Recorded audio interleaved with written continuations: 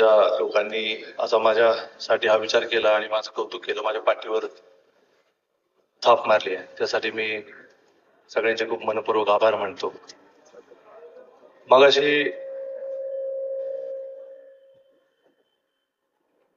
मगाशी आत फिरताना भुजबळ साहेबचं रुपालीताईंनी सांगितलं की भुजबळ साहेब मला सगळा फुल्यांचा जीवनपट जो तिथं आपल्या वाड्यात आहे तुम्हाला सांगत होते समजून.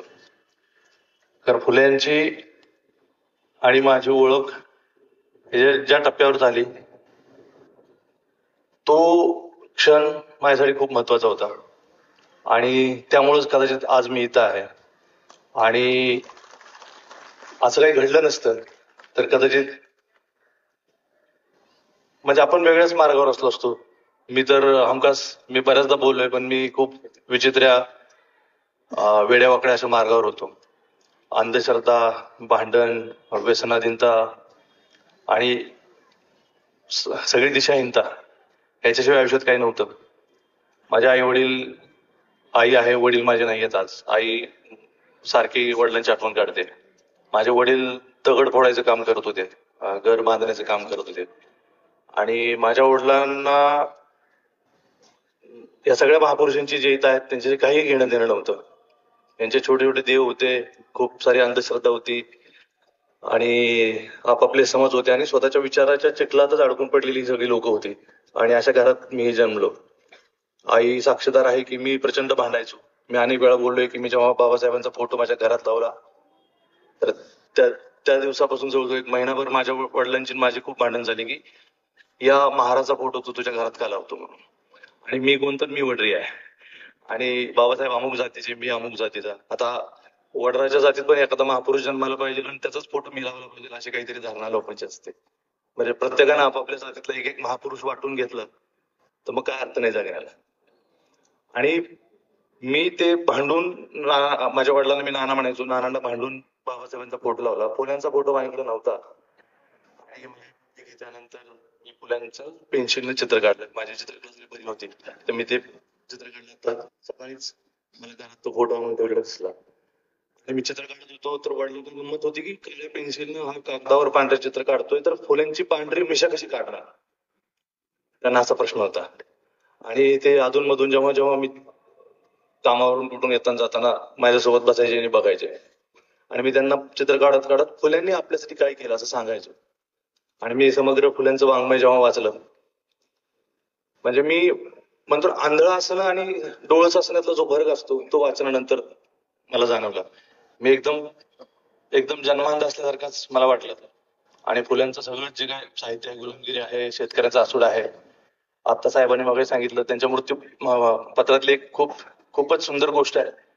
म्हणजे ही महापुरुष मी जसं म्हणलो ना, मी ज्या जातीत जन्मलो, ज्या बापाच्या पोटी जन्मलो, त्यांचे उपकार आपल्यावर नसतात. फुले, बाबासाहेब आंबेडकर आणि शिवाजी महाराज हे सुद्धा माझे कोणीतरी पूर्वज आहेत असं मानायला पाहिजे. आणि हे जातीच्या ह्याच्यात अत्यंत संकुचित आहे ही संपली पाहिजे. फुल्यांनी महाराजांचे उपकार मानलेत, त्यांच्यावरती कुळवाडी भूषण नावाचा पोवाडा त्यांनी लिहिलाय. आणि तेव्हा कळतं की ही परंपरा कुठून आली आहे. म्हणजे शिवाजीचे वंशज कोण आहेत तर फुल्यांचे वंशज आंबेडकर आहेत. आणि त्याच्यातून काय आपण शिकलो तर आपण त्यांचे वंशज होऊ शकतो, नाहीतर आपल्याला काही अर्थ नाही. हरिवंशराय बच्चन साहेबांची एक कविता आहे, त्याच्या आधी मी फुल्यांच्या मृत्यूपत्रातला किस्सा तो सांगत होतो की त्यांनी लिहिलंय की माझी संपत्ती जी आहे तर माझ्या मुलाला यशवंताला द्यावी तुम्ही, पण पुढे जाऊन हा जर वाट चुकला, नालायक झाला तर याला माझ्या संपत्तीतला काही हिस्सा देऊ नये. आणि तो माझ्या संपत्तीतला हिस्सा एखाद्या माळ्याला, कुळवाड्याला अथवा धनगराला द्यावा असं फुल्यांनी लिहिलंय. आता हे शक्य आहे का? एवढा म्हणजे इतकं प्रचंड विचाराशी एकनिष्ठ असणारा हा माणूस आहे.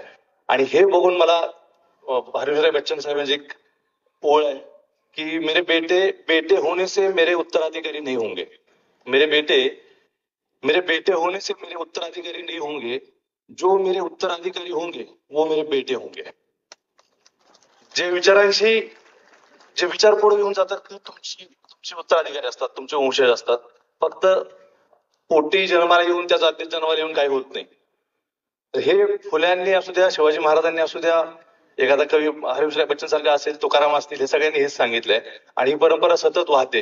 ही माणसं नसती तर आपण इतक्या सुखात, इतक्या आनंदात आज राहतोय. म्हणजे याच पुण्यात आता जे घडतंय आणि 100 वर्षापूर्वी काय घडतंय असं जर विचार केला असता किंवा 200 वर्षापूर्वी इथं काय परिस्थिती असती, तिथं कोणी इथले कितीचे खास करून जे बहुजन वर्गाचे लोक आहेत त्यांना अजिबात थारा नसता आणि जे सवर्ण आहेत आणि तरीही सम्यक आहेत ज्ञानेश्वरासारखे त्यांचाही काही उपयोग झाला नसता, त्यांनाही वाईट टाकलं गेलं असतं. तर हे 100 वर्षात जे काही आपलं जगणं बदललंय त्या लोकांनी ते आपल्यासाठी इतकं सुखकर जगणं केलंय. ही लोक नसती तर आपण इथं या स्थितीत नक्कीच नसतो. हे जग सगळं जे चालतंय सतत हळूहळू बदलत राहतंय. काही माणसं हट्टानं खूप संघर्ष करून स्वतःचं आयुष्य सगळं पणाला लावून दुःखात संघर्षात रत होऊन आपल्यासाठी हे जगणं तयार करतात. तर ह्या महापुरुषांच्या ह्या सगळ्या लोकांच्या पुण्याईनं आपण इथं आहोत आणि त्याची कृतज्ञता माझ्या मनात सतत असते. मला म्हणजे मी दरवेळी विचार करतो, माझी आई गाडीत सुद्धा येताना म्हणत होती की तुझे वडील असायला पाहिजे होते, त्यांनी बघितलं असतं हे सगळं तर त्यांना भारी वाटलं असतं. पण तेच गंमत आहे की विचार जो मी पकडला त्या काळात माझे वडीलच मला विरोध करत होते की तू असं काय करतोयस. पण त्यांना हळूहळू कळत होतं, समजून सांगत होतं, संघर्ष करायला लागत होता. आणि आज हा या समतेचा विचार घेऊन जो मी पुढे नेत होतो, महात्मा फुले, डॉक्टर बाबासाहेब आंबेडकर, शिवाजी महाराज या सगळ्यांची प्रेरणा घेऊन मी जगत होतो आणि आज या पुरस्कारानं तुम्ही मला सन्मानित केलं तर मला फार आनंद वाटतोय, खूप भारी वाटतंय आणि खूप कृतज्ञताही वाटते साहेब. तुमच्या सगळ्यांचे खूप मनापासून आभार. आणि मी तुम्हाला एक खरंच विनंती करेन, आता रुपाली ताई जाता जाता म्हणाल्या की काय तुम्हाला 16 सोमवार करायचं असेल तर करा, करू नका असं काही म्हणाले नाही, पण करा म्हटलं. पण ते म्हटले की तुम्ही संविधान वाचा. संविधान तर तुम्ही ते हक्कच आहे, संविधान वाचायची गरज आहे. संविधान तुम्ही सोबत ठेवायला पाहिजे, तुमचे हक्क काय आहेत आणि काय नाही ते तुम्हाला कळेल. आणि मला वाटतं महात्मा फुलेंचं समग्र वाङ्मय एकदा तुम्ही डोळ्याखाली घालून घातलं पाहिजे. तिथल्या महिलांनी जर कोणाचे उपकार मानायचे असतील, तुम्हाला एक घटना माहिती आहे का नाही, तर म्हणजे कशी परंपरा कशी असते, शिवाजी महाराजांनी स्त्रियांचा आदर 400 वर्षापूर्वी व्यक्त केला होता. जिजाऊंनी इथं आपल्या या मराठी भूमीत आई म्हणून या सगळ्याची एक म्हणतो ना की पायाभरणी केली होती, ती शिवाजींनी पुढे नेली. फुल्यांनी त्याचाच काय म्हणू त्या कार्याचा पुढे पडत घेऊन गेले ते. आणि बाबासाहेबांनी घटना लिहिली. तर अमेरिकेसारख्या देशात मला वाटतं 1972ला महिलांना मतदानाचा अधिकार मिळालाय. ते पण ते रस्त्यावर उतरून संघर्ष करायला लागला की आम्हाला मतदानाचा हक्क द्या.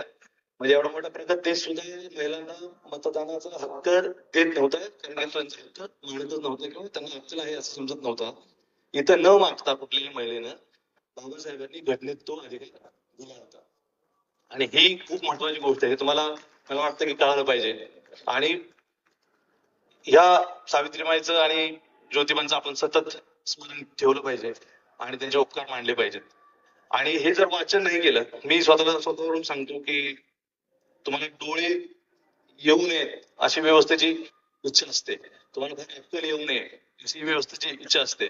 तुम्ही सतत ग्राहक होऊन राहावेत, तुम्ही सतत भक्त होऊन राहावेत, तुम्ही सतत अन्वय होऊन राहावेत अशीच व्यवस्थेची इच्छा असते. पण जर आपल्याला आपलं पाऊल पुढे टाकायचंय तर मला वाटतं वाचलं पाहिजे आणि महात्मा फुल्यांचं कार्य, त्यांचं सगळं साहित्य वाचलं पाहिजे. सगळाच पट जे काही तुमच्या आवाक्यात येईल तेवढं सगळं वाचलं पाहिजे. तर आपलं जगणं आणि आपल्या हक्कांची आपल्याला जाणीव होईल आणि आपण गरजेत अजून नीटपणाने जगू शकू. तुम्ही इतक्या सगळ्या मोठ्या संख्येने इथं आलात, माझं कौतुक साहेब, सगळ्यांनी तुम्ही केलं त्याबद्दल खूप आभार आणि तुम्हाला खूप साऱ्या